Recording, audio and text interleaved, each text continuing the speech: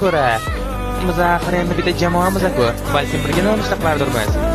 Nimaga men ham bilan birga ovqatlanishim kerak ekan? Biz axir bitta jamoamiz-ku. Naruto, jonimga tegding. Naruto qatta. Mana yana suhbatimizning mavzusini o'zgartiryapsan. Nimaga sen hashtag Naruto haqida so'rayapsan?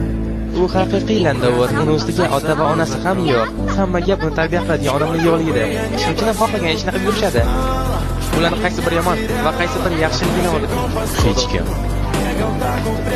Bitta o'z o'sgandan ko'ra ota-onadan gap eshitgan yaxshiroq. Sen yolg'izlik nimaligini bilmaysan. Gaplarni gapiryapsan. Chunki sen ahmoq.